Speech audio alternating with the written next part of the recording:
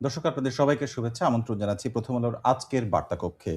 আপনারা জানেন নির্বাচন এলে রাজনৈতিক দলগুলো নানা প্রতিশ্রুতি নিয়ে ভোটারদের মাঝে হাজির হয়। এবারও নানা প্রতিশ্রুতি দিচ্ছেন দলগুলো। কিন্তু এর মধ্যে অভিযোগ উঠেছে, বিএনপি অভিযোগ তুলেছে জামায়াত ইসলামের বিরুদ্ধে যে ধর্মের অপব্যাখ্যা দিয়ে ভোট চাওয়া হচ্ছে। অন্যদিকে জামায়াত ইসলামী বিএনপির বিরুদ্ধে অভিযোগ করছেন এবং এক ধরনের মতামত দিচ্ছেন তারা যে ফ্যামিলি কার্ডের কথা বলে মানুষকে প্রতারণা করছে বিএনপি। এই ধরনের পাল্টাপাল্টি অভিযোগ এসেছে এরই মধ্যে রাজনীতির মাঠে। যেমন এসে থাকে। এসব সহ রাজনৈতিক নানা বাস্তবতা এখনকার যা চলছে সেসব নিয়ে এক ধরনের বিশ্লেষণ জানার চেষ্টা করব। আজকে আমাদের অতিথি হিসেবে আমন্ত্রণ জানিয়েছি স্টুডিওতে বিশ্লেষক এবং জ্যেষ্ঠ সাংবাদিক মাসুদ কামালকে। আর আমাদের আলোচনার বিষয় ধর্মের অপব্যাখ্যা দিয়ে ভোট চাওয়ার অভিযোগ আসলে উঠছে কেন? এসব নিয়ে আমাদের আজকের বার্তা কক্ষে আপনাদের সঙ্গে থাকছি আমি শামসুজ্জোহা।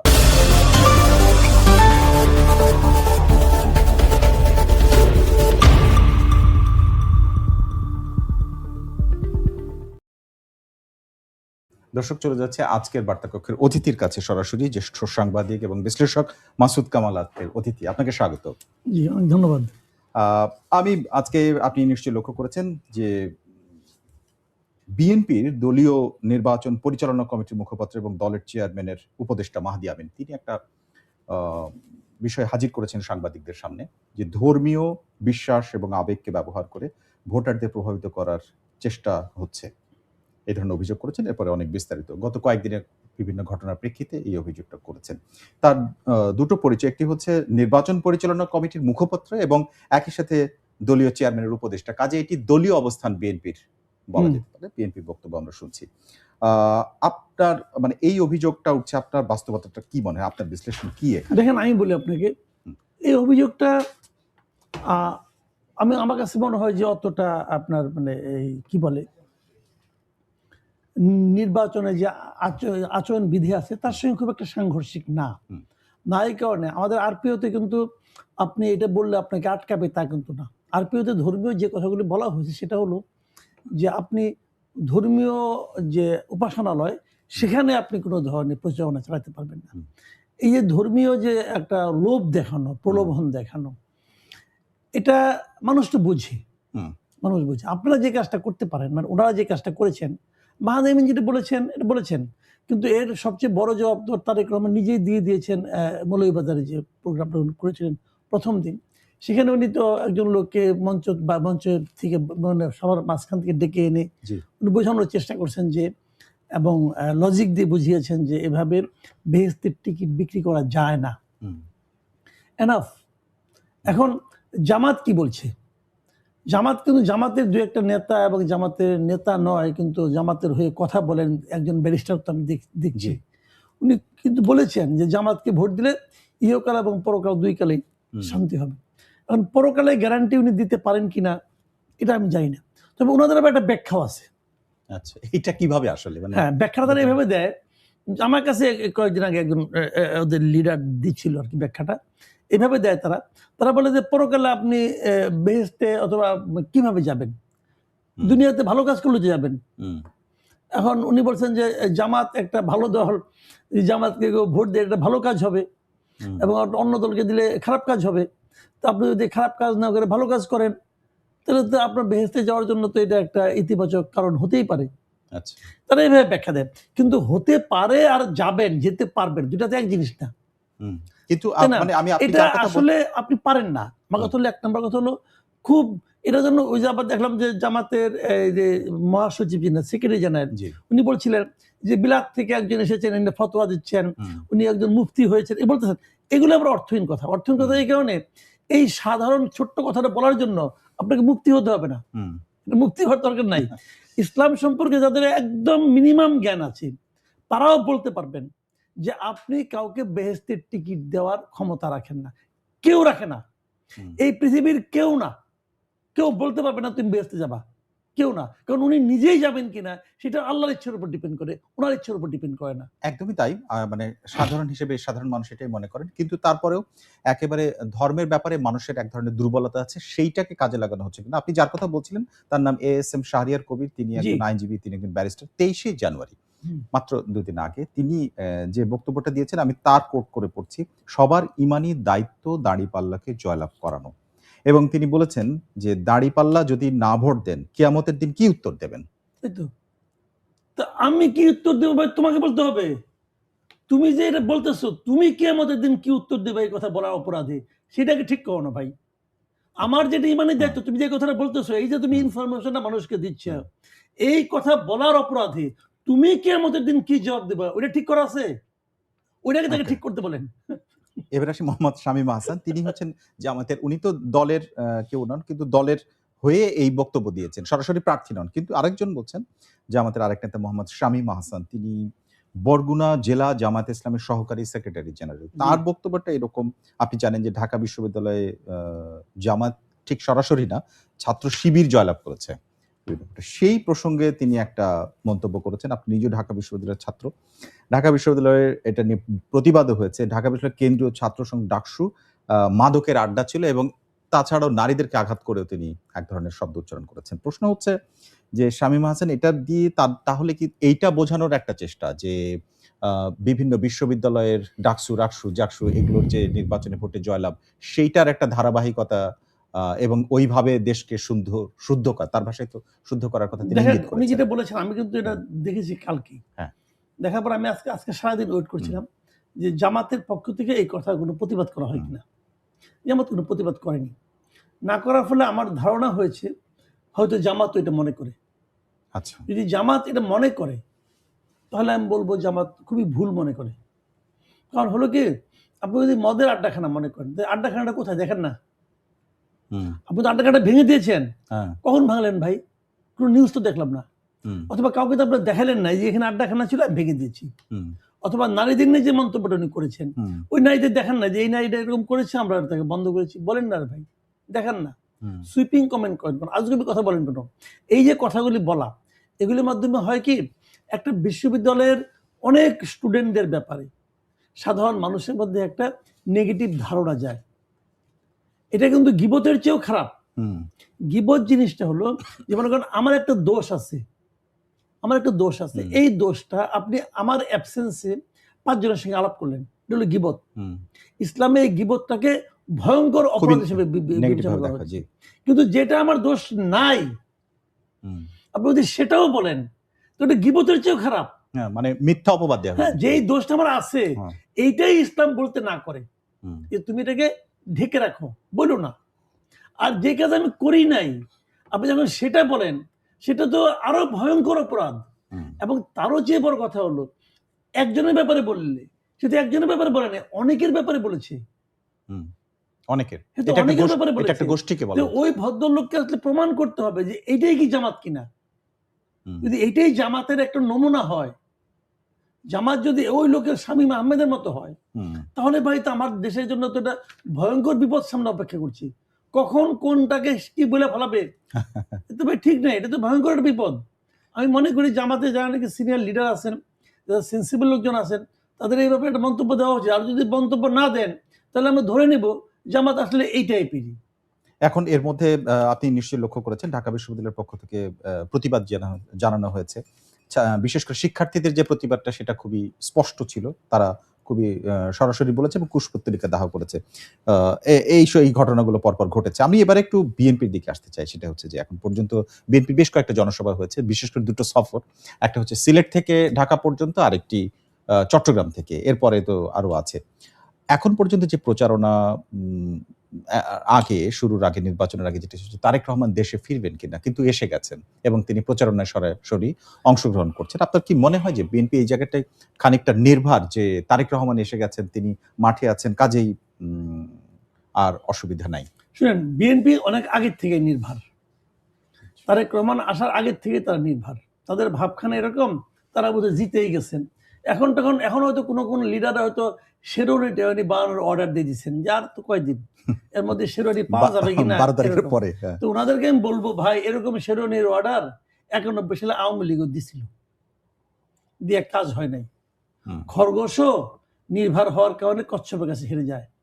নির্ভর হয়েন না, খুব ভালো অবস্থানে নাই আপনারা। আমি বিএনপি লিডারদেরকে বলবো ভাই আপনারা খুব একটা ভালো অবস্থানে নাই। এই কারণে নাই, শুনেন, সারা দেশে কতগুলি পয়েন্ট আপনাকে মাথায় রাখতে হুম। হবে ভাই। নির্বাচন বহুত পিকুলিয়ার। আমি একটু সম্পর্ক প্রশ্ন করে রাখি আপনার বলেন। উত্তরের সাথে। এই সময়ে বিএনপির এখন পর্যন্ত যতগুলো নির্বাচন হচ্ছে প্রত্যেকটা নির্বাচনে সবচেয়ে বড় প্রতিদ্বন্দ্বী ছিল আওয়ামী লীগ। সেই আওয়ামী লীগ এখন মাঠে নাই। তারপরে তার নির্ভর থাকবে না তো কি করবে? না, ঠিক থাকবে আছে। না। আচ্ছা, থাকবে না মানে কিভাবে? 5টা ইউনিভার্সিটি তারা হারছে না? হ্যাঁ, হয়েছে।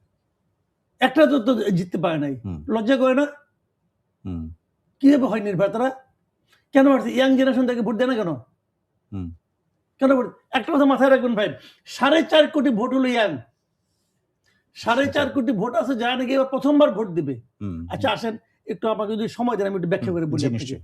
এই 4.5 কোটির মধ্যে আপনি ধরেন 1 কোটি অথবা 50 লাখ আওয়ামী লীগের ভোটার। হুম, মানলাম। বাদ দেন। আর রইল মনে করেন 3.5 কোটি। আমি 1 কোটি ধরলাম। হুম, অথবা ধরেন না 50 লাখ হবে, 1 কোটি হ্যাঁ, হবে না। আর 4 কোটি হলো এরা আওয়ামী লীগ না, হুম, আওয়ামী লীগের বাইরে। আচ্ছা এই লোকগুলি কিন্তু এই হুম, এই 4 কোটি কিন্তু বিএনপির শাসন দেখে নাই। না, তাদের তারা জামাতের শাসনও দেখে নাই। তারা বিরোধী দল হিসেবে বিএনপি অথবা জামাতের খুব জঙ্গি কোনো ভূমিকাও দেখে নাই। হুম, তারা কেবলমাত্র আওয়ামী লীগ দেখছে এবং আওয়ামী লীগের উপর তারা বীতশ্রদ্ধ হয়ে গেছে। এখন তারা জামাত এবং বিএনপিকে বিচার করবে কি দিয়া?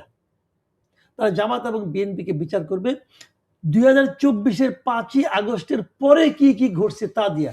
হুম, 2024-এর 5ই আগস্টের পরে সারা দেশে যে চাঁদাবাজি, দখলদারিত্ব হইছে, হুম, এটার সঙ্গে তারা কার সম্পৃক্ততা পেয়েছে? জামাতের না বিএনপির? কথাটা কিন্তু খুবই সিম্পল ভাই। হুম, বিএনপির নির্ভর হচ্ছে না, যারা নির্ভর হচ্ছে এরা দিন দুনিয়ার সম্পর্কে কোনো খবর রাখে না। এরা ইয়াং জেনারেশনকে বুঝে না এখন পর্যন্ত। বুঝে না। আমার বাসায় ইয়াং জেনারেশন জেনজির পোলাপান আছে। আমি বুঝি না ওদেরকে।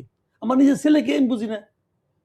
আচ্ছা। ওরা যে কি চায়, কেন চায় আমি বুঝি না। আপনি বিএনপির যদি প্রচারণাটা লক্ষ্য করেন তাহলে ঠিক আপনার এই জায়গাটায় যদি এভাবে ভাবেন, ঢাকায় একটি ইয়ুথদের সাথে এবং চট্টগ্রামে আরেকটি তারেক রহমান নিজে একটা ওয়ান টু ওয়ান এবং অনেকের সাথে বসে কথা বলেছে। আপনি দেখছেন যারা রিল মেকিং তাদের সাথে কথা বলেছে এবং অন্যান্য স্টুডেন্টদের সাথে বিশ্ববিদ্যালয় পর্যায়ে এবং ভাইয়া না আঙ্কেল বলবে এগুলো নিয়ে অনেক কথা হচ্ছে। প্রশ্ন হচ্ছে তার মানে কি ইয়াং যারা জেনারেশন বা এই প্রজন্মকে তারা অ্যাড্রেস করছে এবং তারেক ম্যাজিক যেটা বলা হচ্ছে তারেক রহমান ম্যাজিক এবং এর সাথে আরেকটা যুক্ত হয়েছে সেটা হচ্ছে ফ্যামিলি কার্ড দেয়া বা হচ্ছে কৃষক কার্ড দেয়া। আমি আপনাকে এই ফ্যামিলি দুটো কার্ডের আসলে বিষয়টাতে তাহলে এইটা হচ্ছে যে মানে এই তারেক ম্যাজিক তারপরে ইয়াংদেরকে অ্যাড্রেস করা হচ্ছে ফ্যামিলি কার্ড এগুলো আসলে বিএনপির এবছরের মানে এবারের নির্বাচনের ট্রাম্প কার্ড হয়ে উঠছে। আমি আপনাকে বলি, তারেক ভাই যেরকম ইয়াং জেনারেশন মিশা কথা বলতেছেন, তারেক রহমান মিশতেছে। হুম, তারেক রহমানের পারফরমেন্স আমার কাছে অনেক হাই। তার হুম, পারফরমেন্স ভালো। কোনো সন্দেহ নাই। কিন্তু উনি তো একা না রে ভাই। এটা তো দল। হুম, এটা তো একটা দল। ধরেন আপনার বগুড়ায় ওনার বাড়ি। হ্যাঁ, বগুড়াতে ৭টা আসন আছে। হুম, আছে না? আচ্ছা এই অবশ্যই। ৭ আসনের কি সব ইয়াংদের সঙ্গে মিশতে পারছেন? পারেন না। এই ৭ আসনে যারা প্রার্থী, তারা কি ইয়াংদেরকে নোটিস করতে পারছে? তারেক রহমান যা করছে, তার দলের নেতারা কি তাকে ফলো করতে পারছে? উনি হুম, এটা করছেন। এর দেখাদেখি অন্য কোন ক্যান্ডিডেটকে এটা ফলো করতে পারছে? আচ্ছা, পারে নাই তো ওকে। রে ভাই। হুম। তারা তো আসন তো ট্র্যাডিশনাল ৩০০ পলিটিক্স হ্যাঁ, করতেছে। হুম, তারেক রহমান একা করলে তো হবে না। বাকিরা তো ট্র্যাডিশনাল পলিটিক্স করতেছে। ওকে। তারা ধরেই নিছে যে আমি একসময় মন্ত্রী ছিলাম, আমি একসময় এমপি ছিলাম, আমার লোকে ভোট দিয়া ধন্য হয়ে যাবে। তারা ওই ধারণা নিয়ে এখনো বসে আছে। ভাই এইবারে নির্বাচন সেরকম হবে না।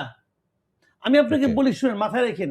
এবারের নির্বাচনের সবচেয়ে বড় ইস্যু কি হবে জানেন? কোনটি? দুর্নীতি। আচ্ছা, এবার মানুষ দুর্নীতি দেখতে, দেখতে মানুষের চোখ পচে গেছে। হুম, মানুষ মনে করে এই যে বাজারে আমি যে মনে করেন সবজিটা ৮০ টাকা কেজি হুম, কিনি, এটা আসলে দুর্নীতির কারণে এটার দাম ৮০ টাকা। এটার দাম আসলে ৪০ টাকা। হুম। মাঝখানে দুর্নীতিগুলি হয়। কিন্তু এই দুর্নীতি থামানোর জন্য যারা চেষ্টা করতে পারবে বলে মানুষ মনে করে, মানুষ তাদেরকে ভোট দিবে। দুর্নীতিকে না বলে তো ওই আবারও তারেক রহমানের কাছে যেতে হয়। তিনি অনেক ধরনের বক্তব্য দিয়েছেন। আমি আপনার বক্তব্য বুঝতে পেরেছি। আমি আরেকটা প্রসঙ্গে আসতে চাই। এখন পর্যন্ত জামাত ইসলামীও করছেন এবং ১০ দলের আপনি বেশ কয়েকটি জনসভা নিশ্চয়ই লক্ষ্য করেছেন এবং তাদের যে বক্তব্য, তাদের ট্রাম্প কার্ড আসলে কোনটা? আ ২ টো বিষয় এসছে। সেটি তারা বলছেন যে এডুকেশনের ক্ষেত্রে বাংলা এবং ইংরেজির পাশাপাশি আরবিও ব্যবহার করবেন। আরবি শিক্ষা দেয়া হবে। এই কথাটা জামাতের আমির তার বক্তব্যে রেখেছেন এবং এটা ১০ দলীয় দলের এজেন্ডা হিসেবে তিনি উপস্থাপন করেছেন। আরেকটি হচ্ছে মধ্যপ্রাচ্য সহ মানে সৌদি আরব সহ মধ্যপ্রাচ্যের অন্যান্য দেশগুলোতে যে আমাদের দেশের উম যারা যান, তাদেরকে দক্ষ হিসেবে করে তুলবে। কাজেই এদেশের আর বেকার থাকবে না। আমরা বেকারদেরকে ভাতা দিব না, বেকারদেরকে দক্ষ করে গড়ে তুলবো, এটি জামাত বলছে। শুনেন, এখানে না কথার আপনার মারপ্যাচ আছে। জি। বিষয়টা কি, আপনি ভাষা শিখাবেন ভালো, যত ভাষা শিখাবেন তত ভালো, কোনো সমস্যা নাই। আপনি ভাষা শিখান, বাংলা, ইংরেজি, আরবি, স্প্যানিশ সবই শিখান, ফ্রেঞ্চ সব শিখান, এগুলি সবই প্রয়োজনীয়। আপনার এগুলিতে আমার কোনো না নাই ভাই। কিন্তু আমার কথাটা হলো কি, আমাদের দেশের লোক ভালো মতো বাংলাও বলতে পারে না। দেখেন না বাংলা লিখতে পারে কিনা, ইংরেজি আলাপ বাদ দেন। আচ্ছা। ইংরেজি ফটফট দিয়ে একটা কথা বলে দেখেন না, এক কলম লিখতে দেন না, দেখেন কি অবস্থা হয়। ভাই এটা আপনি শিখান, আমার শিক্ষা ব্যবস্থাই তো নষ্ট করে দিয়েছেন আপনি। আপনি তো শিক্ষা ব্যবস্থায় নষ্ট করে দিয়েছেন। শিক্ষা ব্যবস্থাটা যদি আপনি ঠিক করতে পারেন তাহলে ভালো। আমি তারেক রহমানকে দেখলাম, উনি প্রথম দিনই বলতেছিলেন যে আমরা প্রাথমিক শিক্ষার উপর সবচেয়ে বেশি গুরুত্ব দিব। এটা আমার কাছে খুব ভালো লাগছে। উনি বিদেশ থেকে আসছেন, ইংল্যান্ড থেকে আসছেন, উনি ওখানে দেখেছেন যে প্রাথমিক শিক্ষাটা আসলে মূল বেসটা তৈরি হয়। হয়তো উনি বলছেন প্রাথমিক শিক্ষক নিয়োগের ক্ষেত্রে আমরা খুব কেয়ারফুল হব, ভালো লোককে শিক্ষক হিসেবে নিয়োগ করব।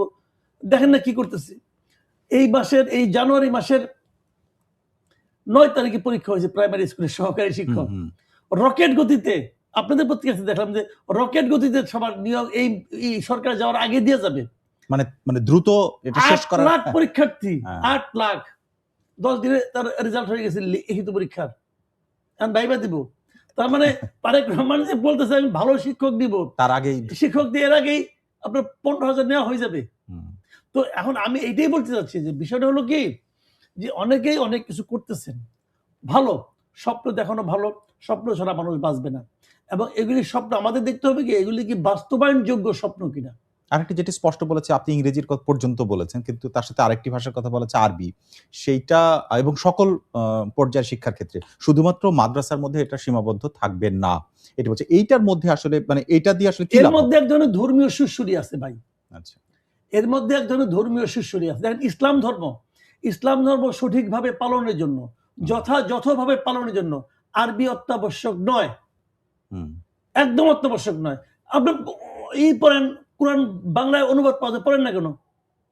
কেউ না পড়েন, ওটা পুরো বেটার আমি মনে করি। বেটারে কেন, ওখানে তো অর্থ সহ পড়তেছেন আপনি। আপনি যখন তেলাওয়াত করতেছেন অর্থ সহ পড়তেছেন না তো, বুঝতেছেন না আপনি কিছু। কেউ পারেন হয়তো, আপনি অর্থ সহ পড়তেছেন, ভালো তো এটা, ওইটা কোনো সমস্যা না। উনি যেটা বলেছেন সেটা হলো গিয়া যে এদেরকে যাতে নাকি মধ্যপ্রাচ্য, মানে যে সমস্ত আরব কান্ট্রি আছে সেই সমস্ত জায়গায় যারা আমাদেরকে পাঠালে পরে আমরা আরবিটা একটু শিখাই দিলে পরে তারা এখানে কাজকর্মগুলি ভালো করতে পারে, ভালো জব পাবে। এটা খুব ভালো পয়েন্ট। কিন্তু এটার জন্য ক্লাস 1 থেকে পড়ানোর দরকার নেই রে ভাই, এটা বাড়তি বোঝা। কারণ এটার জন্য আপনি 2 মাস 3 মাস একটা শর্ট কোর্স করলেই হয়। উনি ওখানে যে কাজে যাবেন সেই কাজের জন্য প্রয়োজনীয় শব্দগুলো, বাক্য গঠনগুলো শেখাতে এটা 3-4 মাসের বেশি লাগে না। ল্যাঙ্গুয়েজ কোর্স মানুষ করে না এই দেশ থেকে মাস্টার্স পরীক্ষা দিয়া অথবা কোনো আপনি পোস্ট গ্রাজুয়েট করার জন্য জার্মানিতে যায়, যে জার্মান ল্যাঙ্গুয়েজ শিখে 3 মাসে, সেখানে তারা কোনো পরীক্ষা দিয়ে পাস করতেছে না। ভাই ল্যাঙ্গুয়েজ শিখে তো ক্লাস 1 থেকে পড়াইতে হবে। এইগুলো হলো একটা সুরসুরি দেওয়া, বলে দিল আর কি। উনি তো এই কথা বলছিলেন যে 5 ঘন্টা কর্মঘণ্টা করে দেবেন মেয়েদের জন্য। এগুলো একদম সুরসুরি দেওয়া। কোন সুরসুরিতে মানুষ হাসে, কোনটা উদ্দীপ্ত হয়। এবারে আসি, আমরা ফ্যামিলি কার্ড নিয়ে আপনি বিএনপি কিভাবে চিন্তা করছে বা সেটা আপনি বলছিলেন, কিন্তু গোলাম পরোয়ার যেটা বলছে ফ্যামিলি কার্ড, কৃষক কার্ড এগুলো ভুয়া, এগুলো দিয়ে মানুষকে এক ধরনের প্রলোভন দেখানো হচ্ছে। এবং এটাও বলেছেন উনি যে দেশে 18 কোটি মানুষ, তারা বলছে 50 কোটি কার্ড। এই ব্যাখ্যা আসলে কি এটা আমরা জানি না। এই কথাটা উনি বলেছেন ওনার বক্তব্যের মধ্যে দিয়ে। আমার প্রশ্ন আপনার কাছে, এইটা কি আসলে যে বিএনপি একটা কিছু বললে এটা যেহেতু ভোটের মাঠ, একটা মানে প্রতিপক্ষ কিছু বলতে হবে এরকমই, নাকি এটা আসলে এরা আসলে মন থেকে এটা বলছে, আসলেই করবেন? আসলে আমি বুঝলেন বিএনপি যেটা করতে চেয়েছে, মানে তারেক রহমানের যে পরিকল্পনাগুলো যেগুলো আছে, আমি এখানে কোনো নেগেটিভ, ফ্যামিলি কার্ড ভুয়া, আপনি ফ্যামিলি কার্ড পাইছেন, হ্যাঁ এখনো ফ্যামিলি কার্ড ইউজ করছেন, ইউজ না করে ভুয়া বলেন কেমন করে? যে জিনিস আপনি দেখেন নাই, ব্যবহার করেন নাই, সেটা ভালো কি মন্দ আগে আমি কেমন করে বলি? আমি তো বলতে পারবো না। যে হুট করে আপনি একটা সুইপিং কমেন্ট করে দিলেন ভুয়া, কি কারণে ভুয়া? ওটা বিএনপি দিছে। আবার বিএনপি বললো আমাদের ওটা ভুয়া, কি কারণে ভুয়া? ওটা জামাত দিছে। এগুলো সুইপিং কমেন্ট, এগুলি রাজনীতির মাঠে হতেই থাকবে, এটা আমি খুব সিরিয়াসলি নেইও না। আচ্ছা, এগুলো তারা তো বলতে হবে, কিছু একটা বলবে তো, বলতেছে। তো এগুলি পাবলিক মানে অনেকটা বলার জন্য বলা, এরকম বলার জন্য বলা, এগুলি আমি অত সিরিয়াসলি নেই না। এবারে তারেক রহমান চট্টগ্রাম থেকে যখন ফিরছিলেন তখন আমরা দেখলাম বেশ কিছু জনসভায়, বিশেষ করে কুমিল্লার একটা নির্বাচনী জনসভায় একটা বক্তব্য দিয়েছেন, যেটি আমাদের পত্রিকাও কোট করে নিউজ করেছে। আমি তারপরে দেখলাম যে অনেকগুলো টেলিভিশন বা লাইভে উনি এই বক্তব্যটা দিচ্ছেন। সেটি হচ্ছে যে আপনারা তাহাজ্জুদের নামাজের পরে যে দাঁড়াবেন, ভোট কেন্দ্রে থাকবেন। আমি যদি সরাসরি পড়ি যে ফজরের নামাজ আদায় করে ভোট কেন্দ্রের সামনের লাইনে দাঁড়িয়ে যাবেন। কেন্দ্র খোলার সঙ্গে, সঙ্গে সিল দেবেন। ধানের শেষে সিল দেবেন, মানে উনার দলের কথা বলেছেন এবং শেষে বলছেন, দিনভর কেন্দ্র পাহারা দিয়ে বিজয় নিশ্চিত করে বাড়ি ফিরবেন। আমার আপনার কাছে দুটো পয়েন্ট। একটা হচ্ছে তাহাজ্জুদের নামাজ পড়ে ভোট কেন্দ্রে যাবেন, ফজরের নামাজ পড়ে, মানে ভোট তো শুরু হবে 7:30 থেকে, সকাল 7:30। তাহাজ্জুদের নামাজ পড়তে যাওয়ার প্রয়োজন নেই। অর্থাৎ এখানে কোনো সন্দেহ পোষণ করছেন কিনা উনি। আর দ্বিতীয় হচ্ছে শেষ ফলাফল নিশ্চিত না করে বাড়ি ফিরবেন না। এটার মানে কি তাহলে রিগিং হতে পারে? এরকম মানে এই সন্দেহটা কার উপরে? এরকম উনি একটা ইঞ্জিনিয়ারিং এর আশঙ্কা করতেছেন এবং এটা বলেছেন, উনি বলেছেন যে ষড়যন্ত্র হচ্ছে। ষড়যন্ত্র মানেটা কি? এটাই ষড়যন্ত্র। এবং এই ধরনের একটা ষড়যন্ত্রের কথা ভেবে উনি এটা করতে বলছেন যে আপনারা আগে কি করবেন, ভোট দেবেন। তার মানে কি, আমি বরং ওনাকে একটা অন্য কথা বলি। দেখেন, বিএনপি যদি এই নির্বাচনে খারাপ করে, তার কারণটা কি এটাকে আপনি আইডেন্টিফাই করেন। বিএনপি যদি এই নির্বাচনে খারাপ করে তাহলে কেন করবে? তারা করবে এই কারণে যে সারা দেশে গত 24 অগাস্টের পরে সারা দেশে বিএনপির বিভিন্ন স্তরের নেতা কর্মীরা অথবা বিএনপি নামধারীরা প্রচুর সংখ্যক মানুষের নামে হয়রানিমূলক মামলা করেছে, মানুষকে বাস্তুচ্যুত করেছে, ঘর থেকে বের যেতে পারবে, বের করে দিয়েছে, মানুষকে এলাকা ছাড়া করেছে, অনেক লোককে করেছে। বরঞ্চ আপনার উচিত হবে ওই লোকগুলিকে বলা যে তোমরা যদি আসলে বিএনপিকে ভালোবাসো তাহলে যারা যারা এরকম মিথ্যা মামলা করছো এটাকে তালিকা করেন, করে ওই মামলাগুলি প্রত্যাহার করার ব্যবস্থা করেন। ওটা যদি প্রত্যাহার করতে পারেন আপনাদের জন্য ভালো হবে। তা না হলে ওই মামলা যাদের বিরুদ্ধে করছেন তারা এবং তাদের ফ্যামিলিরা আপনাদেরকে ভোট দেবে না ভাই। কিন্তু আমার প্রশ্ন হচ্ছে যে রিগিং এর প্রশ্নটা, মানে ভোট কারচুপির যে আশঙ্কা তিনি করছেন, এই সরকার, যে সরকার পরিচালনা করে, অতীতে আমাদের অভিজ্ঞতা কি, সরকার নিজেই এটার সাথে যুক্ত থাকে। এই সরকার তো 5 আগস্টের পরে আসা একটা নির্দলীয় এবং মানে কোনো প্রার্থী নাই এরকম একটা কি বলবো আপনাকে, এই সরকার তো পক্ষপাতদুষ্ট সরকার। ওকে, এই সরকারের প্রধান ডক্টর ইউনূস উনি বলে নাই যে ছাত্রদের মধ্যে কেউ কেউ জয়ী হবে এবং তারা শিক্ষামন্ত্রী হবে, বলে নাই সেটা? বলছি, স্পষ্ট বলছি, কয়েকদিন আগে বলছি। আপনি শুভকামনা হিসেবে ধরে নিতে পারেন না এটা? তার শুভকামনা তারা বিএনপিকে করলো না কেন? ওকে, কেন করলো না বলেন? আপনার পোলার আমার পোলার সমান? আপনার পোলা ফেল করলে আমি আমার পোলারে আমারই ভাই, না তো ভাই, এটা তো ভাই সহজ কথা। এটা হলো আমার পোলা, ওটা আপনার পোলা। আমি আমার পোলাকে ভালোবাসি, আর এটা তার সন্তান, সে এটাকে ভালোবাসছে, এরা শিক্ষামন্ত্রী হবে, কই দিছে উনি? এখন সেই পোলা তো ধরেন আপনার একা নির্বাচন করছে না, হ্যাঁ, সেটাকে জোটের মধ্যে, সে একটা জোটের মধ্যে আছে। তাহলে সেই জোটই এখন বিএনপির প্রতিদ্বন্দ্বী। অবশ্যই। তাহলে কি সেই জোটের তো এই ভয়টাই করতেছে রে ভাই, এটা তো অন্যায় কোনো ভয় না। ওকে, তাহলে এই ভয়টা তো অমূলক না। আচ্ছা, ভয়টা তো সত্য। তাহলে ভয় পাওয়ার কারণ আছে। আমি এটা ভাবছি যে কেন এটা একটা নির্দলীয় সরকারের উপরে, কেন? এটা নির্দলীয় সরকার নাই, সরকার কখনো বলছে আমার নির্দলীয় সরকার? আপনি দেখেন এই সরকারের অনেক সময় প্রশ্ন উঠছে আপনার নিরপেক্ষ সরকার, এই সরকারের লোকেরা বলছেন আমার নিরপেক্ষ না। এই সরকারের যত উপদেষ্টা আছে সবাই বলে আমরা নিরপেক্ষ না। আপনি এনসিপির প্রসঙ্গ আনলেন, এনসিপির বিষয়ে একটা মন্তব্য আজকেই একটা আসছে, বান্দরবনের জেলা এনসিপির নেতা, এবং তিনি পদত্যাগ করেছেন। এখন পদত্যাগ করার পরে তিনি একটা বক্তব্য দিয়েছেন, সেটি হচ্ছে জামাতের সঙ্গে মিশে যাওয়া ছাড়া এনসিপির আর কোনো ভবিষ্যৎ নেই। এনসিপি এখন বাংলা মোটরে কতিপয় ব্যক্তির দলে পরিণত হয়েছে। এই বক্তব্য যিনি দিয়েছেন তিনি হচ্ছেন এনসিপি থেকে সদ্য পদত্যাগ করা মোহাম্মদ ইরফানুল হক। আমার প্রশ্ন হচ্ছে, এইটা উনি আসলে পদত্যাগ করেছেন জন্য একটা ক্ষোভের মুখে বলেছেন, নাকি যে বক্তব্যটা দিয়েছেন সেই বক্তব্যের বাস্তবতা আপনি পর্যবেক্ষণ করে কি পান? দেখেন, উনি যেটা বলেছেন এটা সম্ভবত ওনার ক্ষোভের কারণে বলেছেন। আর এই ক্ষোভ এত পরে কেন ওনার মধ্যে জাগ্রত হলো এটা বুঝতে পারলাম না। আরো আগে বলতে পারতেন উনি, অনেকদিন ধরে তো গবেষণা করছেন এটা নিয়ে, করে পরে সিদ্ধান্তে পড়ছেন যে এটাই কারণ হতে পারে। হোক, এটা নিয়ে আমার কোনো বক্তব্য নাই। কিন্তু এনসিপির যে আচার আচরণ কর্মকাণ্ড দেখি, এটা উনি যেটা বলছেন এটা আমি আরো কয়েক মাস আগের থেকে বলতেছি যে এনসিপি আসলে একটা রাজনৈতিক দল হয়েই উঠতে চায়নি কখনো। তারা আগে থেকে এর সঙ্গে বার্গেন করে, ওর সঙ্গে বার্গেন করে, বিএনপির সঙ্গে বার্গেন করছে, জামাতের সঙ্গে বার্গেন করছে, আবার বিএনপির সঙ্গে করছে, বিএনপিটা গালাগালি করছে, জামাতকে গালাগালি করছে, করে নিয়ে এখন শেষ পর্যন্ত কয়েকটা আসনের জন্য জামাতের সঙ্গে মিশছে, কয়েকটা আসনের জন্য, আর কিচ্ছু না। এবং আলটিমেটলি আমরা যে বলাবলি করতাম, অনেক দিন ধরে লোকে বলাবলি করতো যে জামাত এবং আপনার কি বলে এনসিপি এবং এবি পার্টি, এরা জামাতের টিম বি টিম, এগুলো আমরা বহুবার বলেছি এবং সেটাই আলটিমেটলি প্রমাণিত হয়েছে। এবং তারা এখন একটা জোট, এবং তারা যদিও বলছে তারা নির্বাচনী জোট, আলটিমেটলি এনসিপি এবি পার্টি হয়তো ধিকি ধিকি করে টিকে থাকতেও পারে, কিন্তু এনসিপি আলাদা করে দল হিসেবে থাকার আমি কোনো উপায় দেখি না। লোকিত নাই তার, তাদের যারা মুখ ছিল, তাদের যে চেহারাগুলো তাদেরকে মানুষের মধ্যে টিকিয়ে রাখছিল, ওই চেহারাগুলো তো নাই।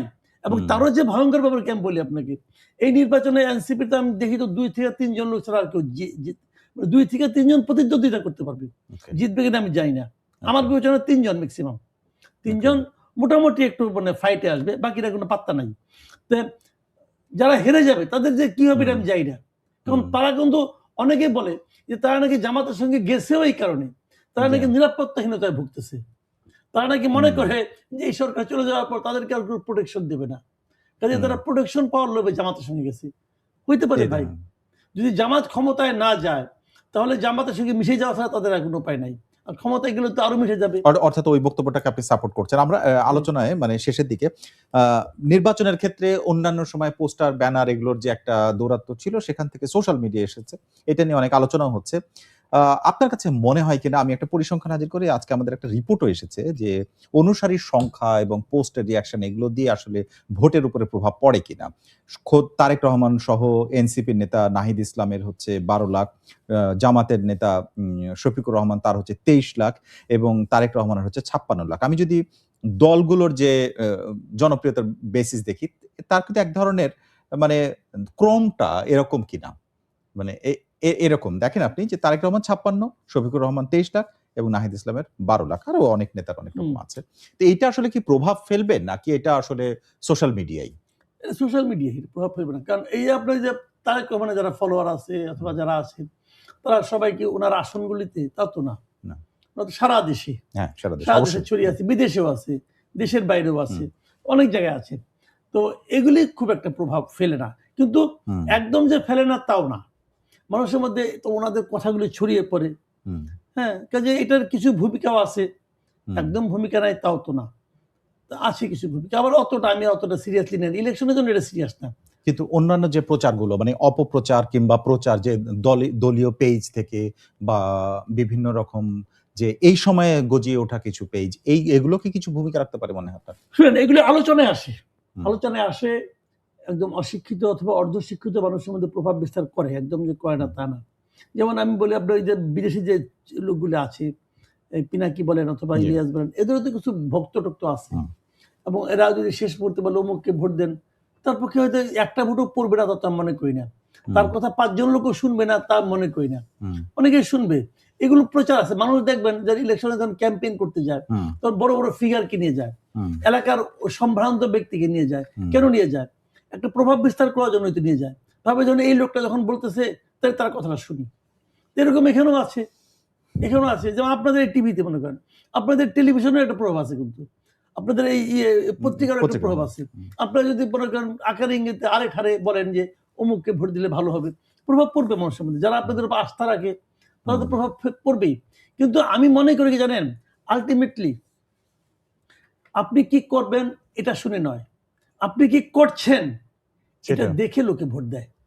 এবং এই সময় যেহেতু এই দলটা অনেক দিন ধরে ক্ষমতার বাইরে, অতএব গত 24-এর 5ই আগস্টের পর থেকে এ পর্যন্ত আপনি কি করেছেন এবং এখন করছেন, তার উপর নির্ভর করে মানুষ আপনাকে ভোট দিবে। সবশেষে দুটো প্রসঙ্গ মানে এনেই শেষ করতে চাই। সেটি হচ্ছে, আপনি জানেন যে স্ত্রী সন্তান হারানো ছাত্রলীগ নেতা, মানে নিষিদ্ধ ছাত্রলীগ, তার নেতা 6 মাসের জামিন দেওয়া হয়েছে আজকে।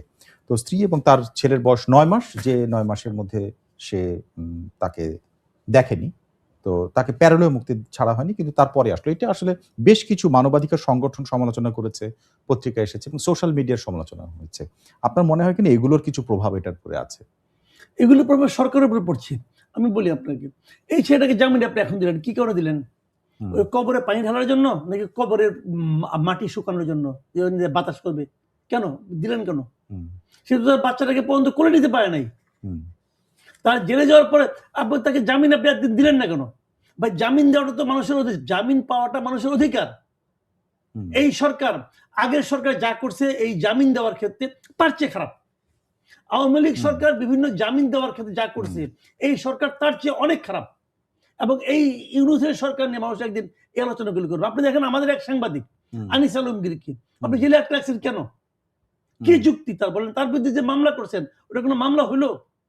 হুম, মামলাটা আপনি পড়ে দেখেন, ওটার এফআইআর হুম, করে পড়ে দেখেন। ঠিক আছে, পুলিশ লিখছে। বিচারক কি করছে?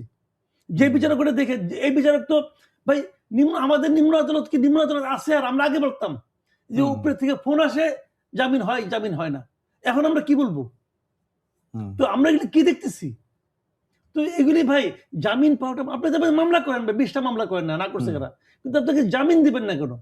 সে কি দেশের জন্য ক্ষতিকর লোক? জামিন তো দিচ্ছেন না। বারবার জামিনের উঠে জামিন দিচ্ছেন না আদালত।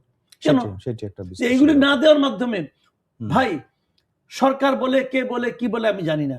কিন্তু ওখানে একজন বিচারক তো বসে আছে। হুম, ওই বিচারক কি তার কি মানে ইহকাল পরকালের উপর ভরসা আছে? সে কি আল্লাহ বিশ্বাস করে? তাকে একদিন জবাব দিতে হবে। তাকে একদিন জবাব হুম। দিতে হবে। এই বলে রাখলাম।